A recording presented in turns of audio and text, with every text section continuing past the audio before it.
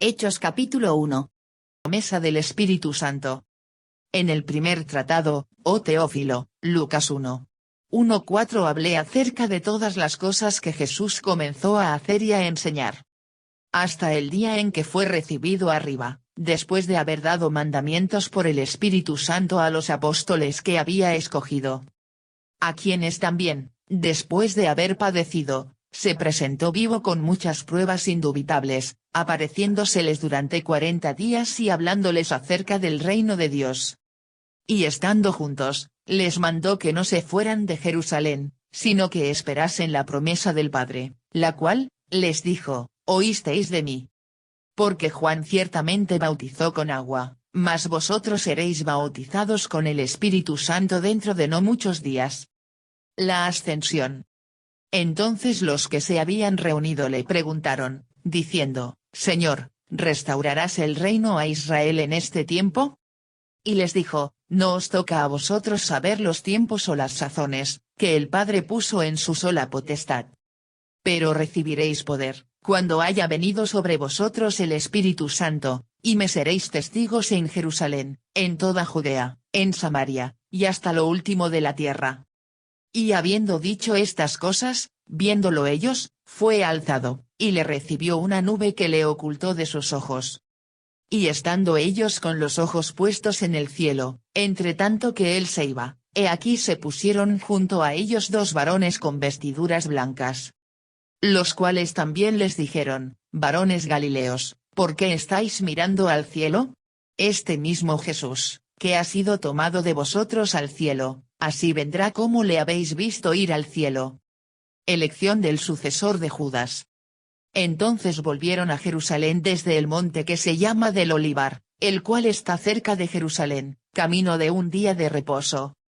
Y entrados, subieron al aposento alto, donde moraban Pedro y Jacobo, Juan, Andrés, Felipe, Tomás, Bartolomé, Mateo, Jacobo hijo de Alfeo, Simón el celote y Judas hermano de Jacobo. Todos estos perseveraban unánimes en oración y ruego, con las mujeres, y con María la madre de Jesús, y con sus hermanos.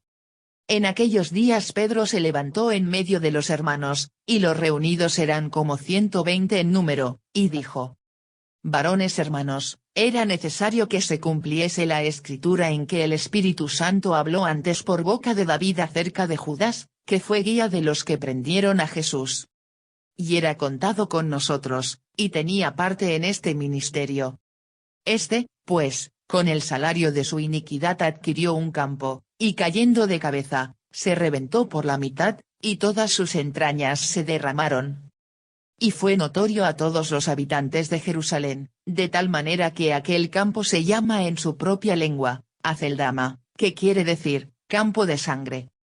Porque está escrito en el libro de los Salmos: sea hecha desierta su habitación, y no haya quien more en ella.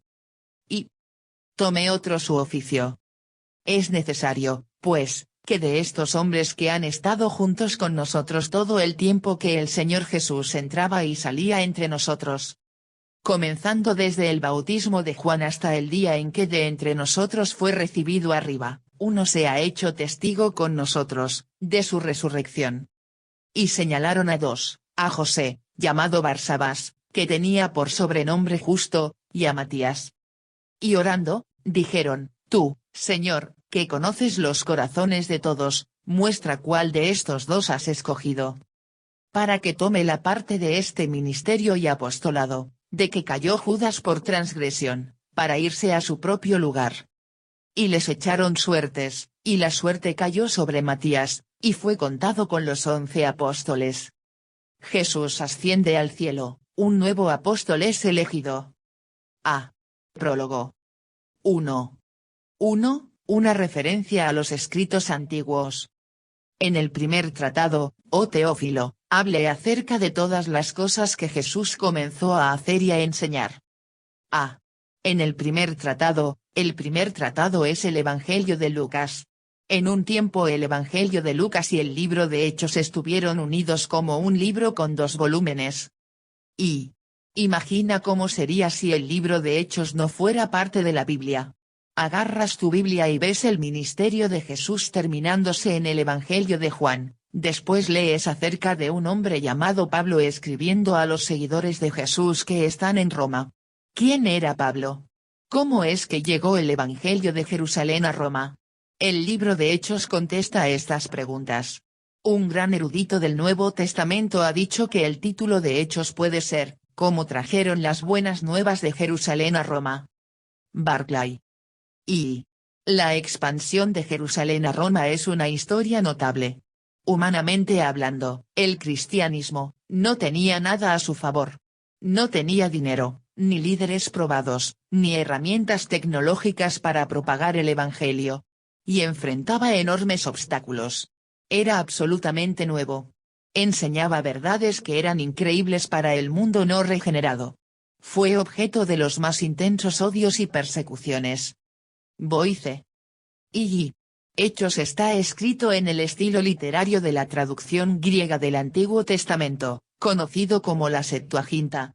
Como Lucas puede escribir en un estilo diferente, Lucas 1:2.14, esto es algo deliberado. Probablemente se consideraba a sí mismo como registrando la historia sagrada. Marshall. Y. Realmente el Nuevo Testamento no nos dice mucho acerca de Lucas. Punto centrado sabemos que era un médico, Colosenses 4:14. Punto centrado sabemos que era un gentil, por su nombre. Punto centrado sabemos que era el compañero devoto de Pablo, por el texto de Hechos, y Colosenses 4:14, Filemón 24 y 2 Timoteo 4:11. Hubo un tiempo en donde muchos eruditos y críticos pensaban que Hechos era como una novela romántica de la Iglesia primitiva, escrita más de 100 años después de los eventos que supuestamente ocurrieron. Pero William Ramsay, un arqueólogo notable y erudito bíblico, comprobó que el registro histórico de Hechos es asombrosamente preciso en cuanto a las prácticas, leyes y costumbres del periodo que dice registrar. Definitivamente es la obra de testigos contemporáneos. A mediados de la década de 1960, A.N. Sherwin White, un experto de la historia grecorromana de Oxford, escribió esto sobre Hechos: la estructura histórica es exacta. En términos de tiempo y lugar, los detalles son precisos y correctos. Como documentos, estos narrativos pertenecen a la misma serie histórica que el registro de juicios provinciales e imperiales de fuentes epigráficas y literarias del primer siglo y del principio del siglo II después de Cristo. Para Hechos, la confirmación de la historicidad es abrumadora. Cualquier intento de rechazar su historicidad básica, incluso de sus detalles, ahora debe parecer absurdo. Los historiadores romanos lo han dado por sentado desde hace mucho. Juan Calvino escribió que el libro de Hechos era un tipo de tesoro extenso. Martin Lloyd Jones llamó a Hechos el más lírico de los libros. Vive en aquel libro, te exhorto, es un tónico, el mejor tónico que conozco en el reino del espíritu. Citado de Stott. Teófilo, este podría haber sido un cristiano deseando instrucción. Él podría haber sido un oficial romano siendo enseñado por Lucas de la historia del movimiento cristiano. O, el nombre podría ser simbólico, porque el nombre Teófilo significa amante de Dios. Y. En la introducción al primer volumen, Lucas 1:2.3, Lucas se dirige a Teófilo con el título Excelentísimo, el cual era una manera de dirigirse a personas de oficio alto. Y. Como Hechos acaba con Pablo esperando juicio de César, algunos se han preguntado si Lucas Hechos no son resúmenes de defensa para dar trasfondo del caso de Pablo a un oficial romano. Lucas llegó a Jerusalén con Pablo en Hechos 21:17, se fue con él, otra vez, en el viaje a Roma en Hechos 27:2.1. Durante esos 2 años, Lucas tuvo mucho tiempo para estudiar y escribir su Evangelio y el libro de Hechos. Y. Los libros antiguos generalmente se escribían en rollos de papiro. Era práctico tener un rollo de aproximadamente 25 pies de largo. Si era más largo era demasiado grande para cargar. Esta limitación física ha determinado el tamaño de muchos de los libros de la Biblia. Boyce, Lucas usó dos rollos para contar su historia, y a uno llamamos el Evangelio de Lucas y al otro llamamos el libro de Hechos. Y Lucas quería mostrar a Teófilo y a los romanos. Punto centrado que el cristianismo no es peligroso, algunos oficiales romanos lo habían creído. Punto centrado que el cristianismo es inocente, los jueces romanos no pudieron encontrar base para el enjuiciamiento. Punto centrado que el cristianismo es legal, como el verdadero cumplimiento del judaísmo, que era una religión aprobada en el Imperio Romano. C. Acerca de todas las cosas que Jesús comenzó a hacer y a enseñar, notemos que el primer tratado tenía que ver con todo lo que Jesús comenzó a hacer y a enseñar. El Evangelio de Lucas describe solo el comienzo de la obra de Jesús, Hechos describe su continuación, y la obra de Jesús continúa hasta el día de hoy. Y debemos recordar que Hechos no nos da una historia completa de la iglesia de aquel periodo. Por ejemplo, las iglesias en Galilea y Samaria apenas se mencionan, Hechos 9:31, y el establecimiento de una iglesia fuerte en Egipto durante este tiempo no se menciona en absoluto. Y Hechos contiene un periodo de aproximadamente 30 años, y nos lleva hasta el año 60 o 61 d.C., con Pablo en Roma esperando aparecer ante César Nero. Este mismo Nero empezó sus infames persecuciones de cristianos en el año 64 d.C. Y, maravillosamente, lo que Jesús empezó todavía continúa. Hay un sentido real en el que el libro de Hechos continúa siendo escrito hoy en día. No en un sentido bíblico autoritario, sino en el sentido de la obra de Dios que continúa por su Espíritu, a través de su Iglesia. Y, por lo tanto, los Hechos de los Apóstoles deben estudiarse principalmente para este doble propósito: primero, para rastrear la continuación no vista pero real de las enseñanzas y obras divinas de nuestro Señor, y segundo, para rastrear el ministerio activo del Espíritu Santo como la presencia que mora en la Iglesia. Pierson. 2.3. La última obra de Jesús antes de su ascensión al cielo.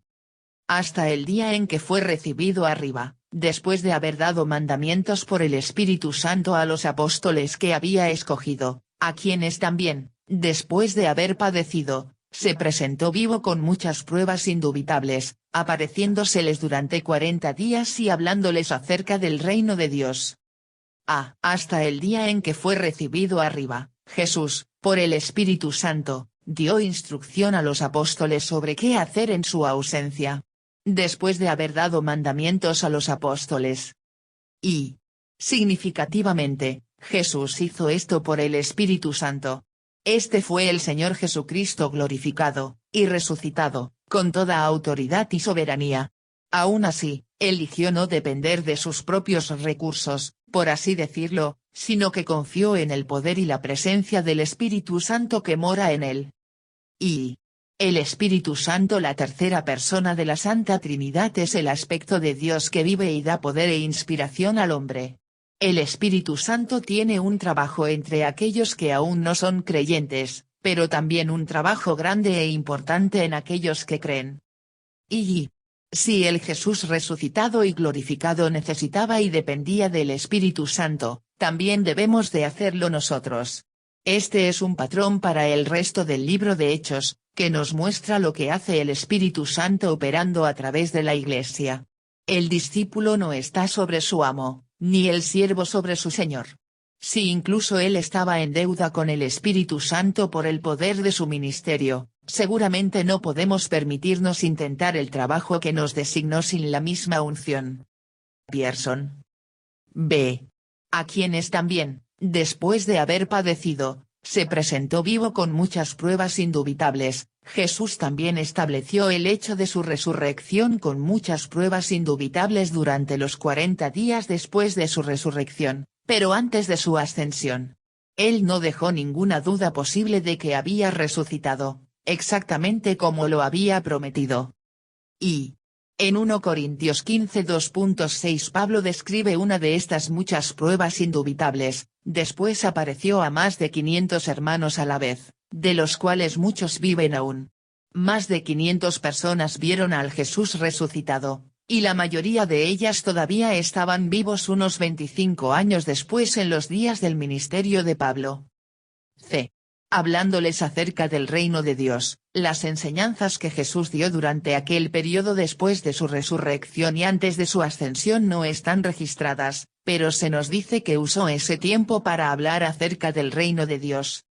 Y a algunos maestros gnósticos y de la nueva era les gustaría pensar que Jesús usó aquellos 40 días para enseñar a sus seguidores doctrinas extrañas y misteriosas que deben redescubrirse con nuevas revelaciones hoy.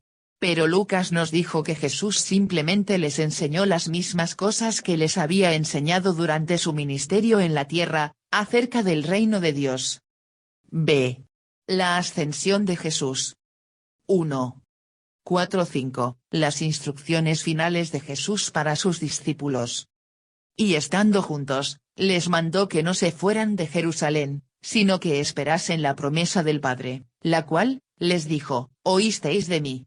Porque Juan ciertamente bautizó con agua, mas vosotros seréis bautizados con el Espíritu Santo dentro de no muchos días. A. Les mandó que no se fueran de Jerusalén. Jesús no tenía nada más para que los discípulos hicieran, solo que esperasen la venida del Espíritu Santo, la promesa del Padre. Jesús sabía que ellos realmente no podían hacer nada efectivo para el reino de Dios hasta que viniera el Espíritu. Punto centrado. Que esperasen significa que la espera valía la pena. Punto centrado. Que esperasen significa que ellos tenían la promesa de que vendría. Punto centrado. Que esperasen significa que ellos debían recibirlo, no podían crearlo ellos mismos. Punto centrado. Que esperasen significa que serían probados al esperar, al menos un poco. B. Mando. Punto. La promesa del Padre. Punto. Bautizados con el Espíritu Santo. Este es otro ejemplo de cómo el hecho de la Trinidad, que hay un Dios en tres personas, está entretejido en la estructura del Nuevo Testamento. Aquí vemos que Jesús habló de la promesa del Padre, que es el advenimiento del Espíritu Santo. Y es significante que este advenimiento, llenura y empoderamiento del Espíritu Santo es llamado la promesa del Padre. Punto centrado. Muestra que debemos esperarlo con una ansiosa anticipación. Una promesa del Padre solo puede ser algo bueno. Punto centrado. Muestra que es confiable, el Padre nunca promete algo que no puede cumplir. Punto centrado. Muestra que la promesa pertenece a todos sus hijos, porque viene de Dios como nuestro Padre. Punto centrado. Muestra que debe ser recibida por fe, como es el patrón con las promesas de Dios a través de la Biblia. Y la promesa del Padre ahora vino a ser también la promesa del Hijo. Pearson. C. Vosotros seréis bautizados con el Espíritu Santo. La idea de ser bautizados es ser sumergidos o cubiertos completamente en algo, aun como Juan bautizó en agua, así estos discípulos serían sumergidos en el Espíritu Santo. Y quizás sea más útil describir el bautismo del Espíritu Santo como una condición en vez de como una experiencia. Tal vez debemos preguntar, ¿estás tú bautizado en el Espíritu Santo? En vez de preguntar, ¿has sido bautizado en el Espíritu Santo? D. Dentro de no muchos días, ellos sabían que la promesa del Padre vendría, pero no inmediatamente.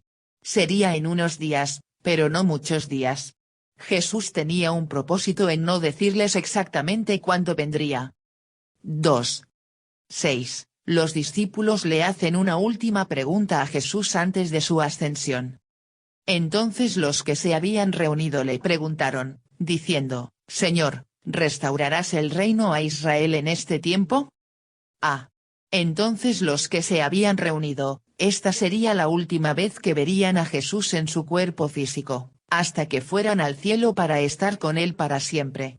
No hay nada específico en el texto que nos muestre que ellos sabían que esta sería su última vez viéndolo aquí en la tierra, aparte del peso de la pregunta que estaban a punto de hacer. B. Señor, ¿restaurarás el reino a Israel en este tiempo? Esta era una pregunta que se había hecho muchas veces antes, pero ahora tenía una relevancia especial. Sabían que Jesús había instituido el nuevo pacto, Lucas 22:20. También sabían que la restauración del reino de Israel formaba parte del nuevo pacto, como es visto en Jeremías 23 2.18, Ezequiel 36 2.16-30, Ezequiel 37 2.21-28. Y, de hecho, era razonable que se preguntaran cuándo se cumpliría el resto del nuevo pacto. La respuesta de Jesús en los siguientes versículos también indica que no los regañó ni los corrigió por haber hecho la pregunta. Simplemente les dijo que no era para ellos saber la respuesta. Y el verbo restaurar muestra que esperaban un reino político y territorial, el sustantivo Israel que esperaban un reino nacional, y la frase adverbial en este tiempo que esperaban su establecimiento inmediato. Estot. Y los discípulos seguramente sabían las muchas profecías del Antiguo Testamento describiendo el renacimiento espiritual y nacional de Israel. Los discípulos probablemente pensaron que el renacimiento espiritual parecía seguro, así que el nacional también vendría. 3. 7-8. La enseñanza final de Jesús y su última promesa antes de su ascensión. Y les dijo, no os toca a vosotros saber los tiempos o las sazones, que el Padre puso en su sola potestad, pero recibiréis poder, cuando haya venido sobre vosotros el Espíritu Santo, y me seréis testigos en Jerusalén, en toda Judea, en Samaria, y hasta lo último de la tierra. No os toca a vosotros saber, Jesús advirtió a los discípulos contra inquirir de los aspectos de la hora del reino de Dios, porque esas cosas pertenecen solamente a Dios el Padre, que el Padre puso en su sola potestad. Y fue sabio que Jesús no esbozara su plan para los siguientes 2,000 años. Era bueno que los discípulos no supieran que la restauración completa del reino de Israel que esperaban que ocurriera pronto no sucedería por unos 2,000 años. Podría desanimarlos en el trabajo que tenían que hacer en ese momento, y podría hacerlos menospreciar el aspecto del reino de Dios que estaba presente con ellos. Y, al mismo tiempo, Jesús no dijo que no habría restauración para el reino a Israel, simplemente dijo que la especulación acerca de la hora y fecha de esta restauración no era apropiada para los discípulos. Y, en su sola potestad, el Jesús resucitado y ascendido nuevamente mostró su sumisión al Padre. Su sumisión al Padre no era algo temporal, sino eterno. Pero recibiréis poder. Si el reino nacional que querían sería retrasado, el poder que necesitaban no lo sería. Pronto recibirían poder con la venida del Espíritu Santo. Y, con su pregunta sobre la restauración del reino de Israel, es posible que los discípulos todavía veían el poder en términos del tipo de poder que tenía César, y no tanto en términos del tipo de poder de Dios. Y me seréis testigos. El resultado natural de recibir este poder prometido sería que ellos se volverían testigos de Jesús, por toda la tierra. Y nota que esto realmente no fue un mandato, fue una sencilla declaración de hecho, cuando haya venido sobre vosotros el Espíritu Santo. Me seréis testigos. La palabra seréis está en el tiempo indicativo, no el imperativo. Jesús no recomendó que se convirtieran en testigos. Dijo que serán testigos. Y si queremos ser testigos, necesitamos ser llenados del Espíritu Santo. El mejor programa de entrenamiento para el evangelismo logra poco sin la llenura del Espíritu Santo. Y en Isaías 43 2.10 el Señor proclama a su pueblo, vosotros sois mis testigos. Un grupo cultico hoy dice que esto es su mandato para ser testigos de Jehová. Desafortunadamente, fallan de ver Isaías 43 2.10 en el contexto de Hechos 1 2.8, somos verdaderamente los testigos de Jehová cuando somos testigos de Jesús. En Jerusalén, en toda Judea, en Samaria, y hasta lo último de la tierra, el progreso del esparcimiento del mensaje del Evangelio de Jerusalén, a Judea y Samaria, y después hasta lo último de la tierra se convierte en el bosquejo del libro de Hechos. Punto centrado Hechos 1:7 describe el Evangelio en Jerusalén. Punto centrado Hechos 8:12 habla del Evangelio en Judea y Samaria. Punto centrado Hechos 13:28 cuenta del Evangelio yendo hasta lo último de la tierra. Y Podemos imaginar las objeciones que los discípulos quizá hayan pensado contra los lugares de ministerio que Jesús describió. Punto centrado. Jerusalén era donde Jesús fue ejecutado por la palabra de una multitud enojada. Punto centrado. Judea rechazó su ministerio. Punto centrado. Samaria era considerada un basurero de mestizos impuros. Punto centrado. En lo último de la tierra, los gentiles eran vistos por algunos judíos de aquel día como nada más que leña para los fuegos del infierno. Y, aún así, Dios quiso que se enviaran testigos a todos estos lugares, y el Espíritu Santo los empoderaría para hacer este trabajo. 4. 9:11. Jesús asciende al cielo. Y habiendo dicho estas cosas, viéndolo ellos, fue alzado, y le recibió una nube que le ocultó de sus ojos. Y estando ellos con los ojos puestos en el cielo, entre tanto que él se iba, he aquí se pusieron junto a ellos dos varones con vestiduras blancas, los cuales también les dijeron: varones Galileos, ¿por qué estáis mirando al cielo? Este mismo Jesús, que ha sido tomado de vosotros al cielo, así vendrá como le habéis visto ir al cielo. Fue alzado, y le recibió una nube que le ocultó de sus ojos. Jesús fue llevado mientras los bendecía. Lucas 24:50. Mientras lentamente desaparecía en el cielo, rodeado por una nube, ellos seguían viendo hacia arriba. Y la nube que le recibió sugiere la nube de gloria, llamada Shekinah, que es asociada con la presencia de Dios en el Antiguo y el Nuevo Testamento. Viéndolo ellos, fue alzado. Era importante para Jesús dejar a sus discípulos de esta manera. En teoría, seguramente podría haberse desvanecido al cielo y a la presencia del Padre en una manera secreta. Pero por ascender de esta manera, Jesús quiso que sus seguidores supieran que se había ido para no regresar ya, en contraste a la manera en que apareció y reapareció durante los 40 días después de su resurrección. Y recuerda las palabras de Jesús a sus discípulos en Juan 16:2.7, os conviene que yo me vaya, porque si no me fuera, el Consolador no vendría a vosotros, mas si me fuere, os lo enviaré. Ahora los discípulos podían saber que aquella promesa sería cumplida. El Espíritu Santo venía porque Jesús prometió enviar al Espíritu cuando Él se fuera. ¿Por qué estáis mirando al cielo? Los dos varones, aparentemente ángeles, les dijeron a los discípulos que pusieran su atención en el lugar correcto, obediencia al mandato de Jesús de regresar a Jerusalén, no en preguntarse a dónde y cómo se fue Jesús. Jesús les mandó que fueran hasta lo último de la tierra, y ellos se quedaron mirando al cielo. Y Morgan especuló que los dos varones eran posiblemente Moisés y Elías. Parece mejor decir que eran ángeles. Este mismo Jesús, esta es una frase gloriosa. Nos recuerda que el Jesús que ascendió a los cielos y se sentó a la diestra de Dios el Padre es el mismo Jesús de los Evangelios. Él es el mismo Jesús de amor, gracia, bondad, sabiduría y cuidado. Así vendrá como le habéis visto ir al cielo. Jesús regresará de igual manera en que se fue. Punto centrado. Se fue físicamente y así vendrá. Punto centrado. Se fue visiblemente y así vendrá. Punto centrado. Se fue desde el monte de Olivos y desde ahí vendrá. Punto centrado. Se fue en presencia de sus discípulos y así vendrá. Punto centrado. Se fue bendiciendo a su iglesia y así vendrá.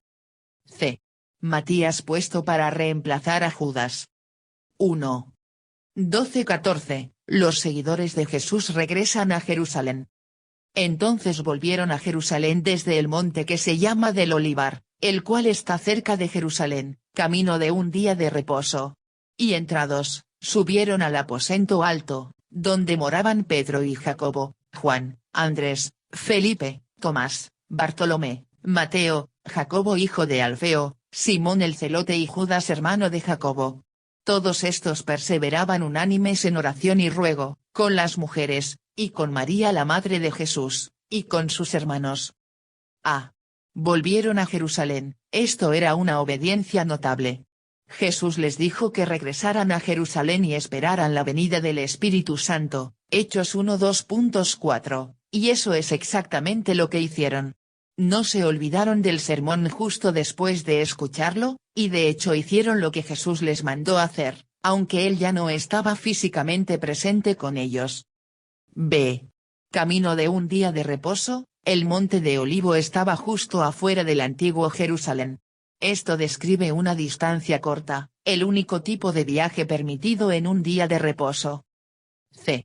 Y entrados, subieron al aposento alto. Hechos 1:15 nos dice que había aproximadamente 120 personas presentes. Esto incluía a los 11 discípulos, los 12 menos Judas, juntos con María, la madre de Jesús, los hermanos de Jesús, como Santiago y Judas, las mujeres que seguían a Jesús y otros. Y los hermanos de Jesús nunca parecieron apoyar a su ministerio antes de su muerte y resurrección. Juan 7:2.5, Marcos 3:21. Después de encontrarse con el Jesús resucitado, se convirtieron en verdaderos seguidores de Jesús. Y Calvin traduce con las mujeres como con sus esposas, una referencia a las esposas de los apóstoles. D. Todos estos perseveraban unánimes, esto es unidad notable. Cuando vimos a los discípulos en los evangelios, parecía que siempre peleaban y discutían. ¿Qué había cambiado? Pedro todavía tenía la historia de negar al Señor, Mateo todavía era un cobrador de impuestos, Simón todavía era un celote.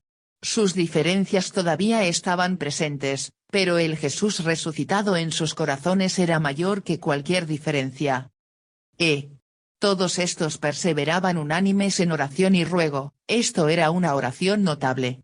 Todos oraban, y perseveraban en oración y ruego. La idea del ruego es un sentido de desesperación y seriedad en la oración. Y vemos 3 pasos importantes en hacer decisiones piadosas. Los discípulos estaban en obediencia, estaban en convivencia y estaban en oración. 2. 15-20, Pedro sugiere seleccionar un reemplazo para Judas. En aquellos días Pedro se levantó en medio de los hermanos, y los reunidos eran como 120 en número, y dijo: varones hermanos, era necesario que se cumpliese la escritura en que el Espíritu Santo habló antes por boca de David acerca de Judas, que fue guía de los que prendieron a Jesús, y era contado con nosotros, y tenía parte en este ministerio. Pues, con el salario de su iniquidad adquirió un campo, y cayendo de cabeza, se reventó por la mitad, y todas sus entrañas se derramaron.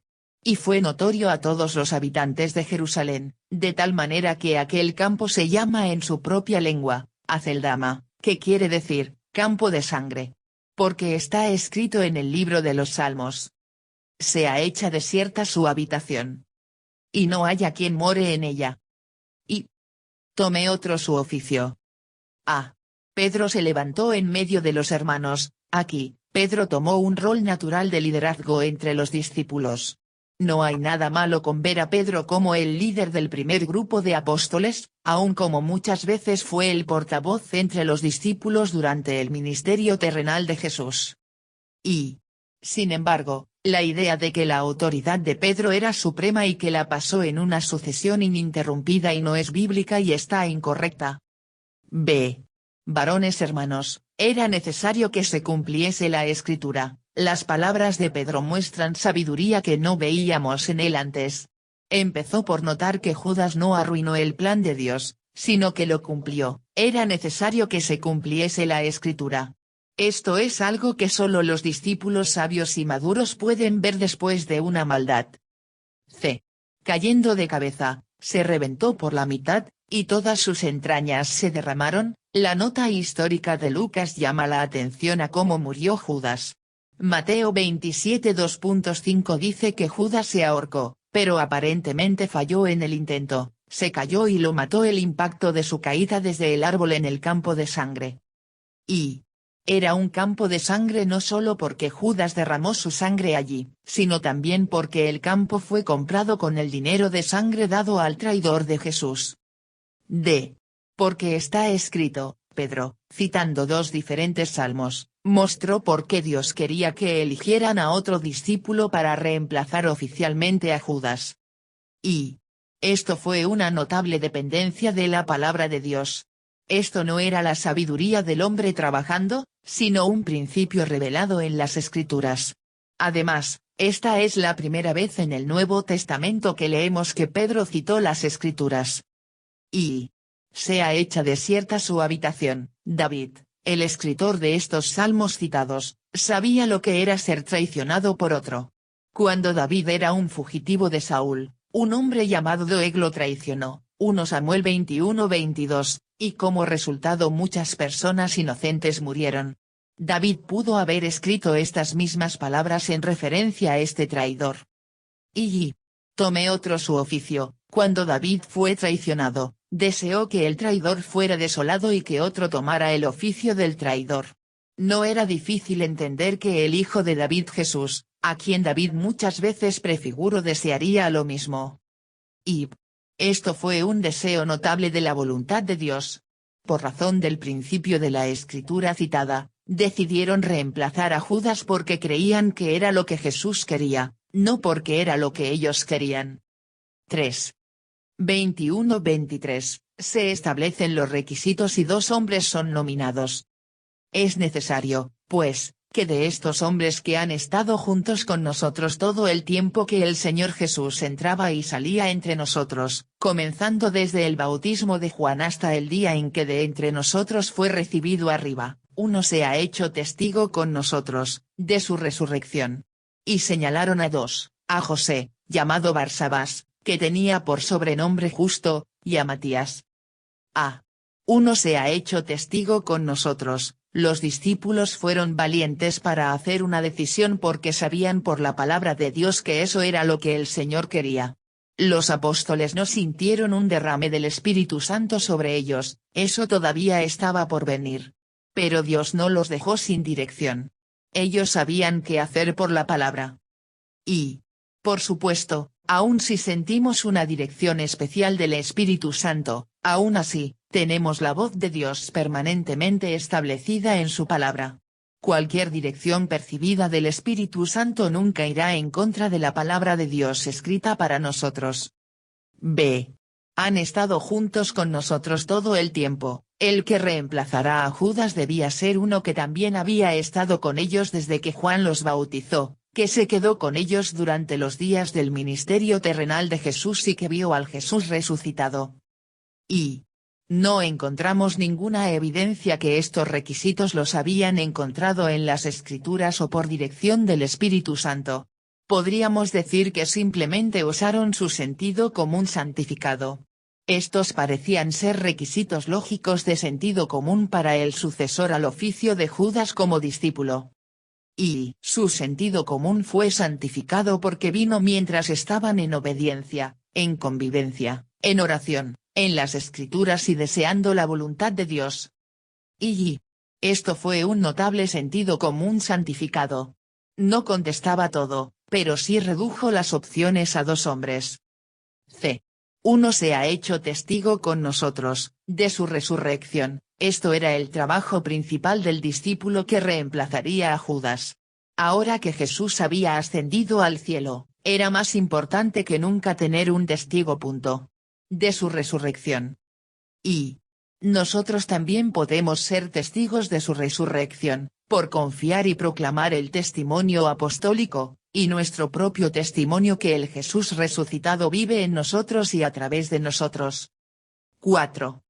24-26, los discípulos oran y echan suertes para seleccionar un reemplazo para Judas. Y orando, dijeron, tú, Señor, que conoces los corazones de todos, muestra cuál de estos 2 has escogido, para que tome la parte de este ministerio y apostolado, de que cayó Judas por transgresión, para irse a su propio lugar. Y les echaron suertes, y la suerte cayó sobre Matías, y fue contado con los 11 apóstoles. Y orando, primero oraron, y fue fácil orar porque ya habían estado orando, Hechos 1:14. Y esto fue una manera notable de hacer lo que Jesús haría. Recordamos que cuando Jesús eligió a sus discípulos, oró, Lucas 6:2-12-13. Los discípulos, siguiendo a Jesús, oraron por sabiduría para saber a quién agregaría el Señor al número de los apóstoles. Y les echaron suertes. Esto era esencialmente lanzar dados para obtener una respuesta. Muchas personas han cuestionado el método para elegir uno de los dos hombres. Parece que a pesar de tantos maravillosos pasos espirituales, ellos terminaron lanzando dados para elegir al ganador. Es justo preguntar, ¿es esta la forma de elegir a un apóstol? Y, sin embargo, esto era una notable dependencia en Dios. Aunque todavía no estaban llenos del Espíritu Santo como pronto lo estarían, escogieron un método que los forzaría a depender en Dios. Quizá recordaron Proverbios 16:33, la suerte se echa en el regazo, mas de Jehová es la decisión de ella.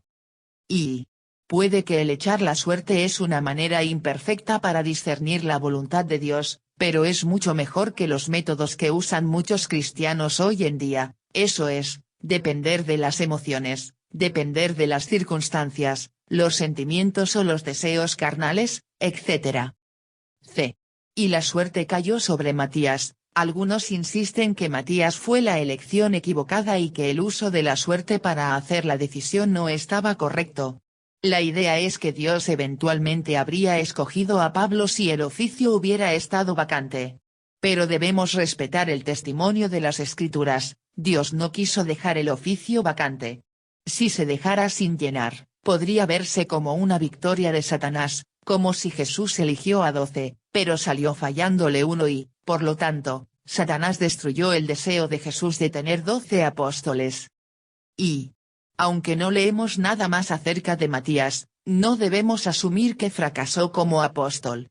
Aparte de Pedro y Juan, ninguno de los 12 originales se vuelve a mencionar después de Hechos 1.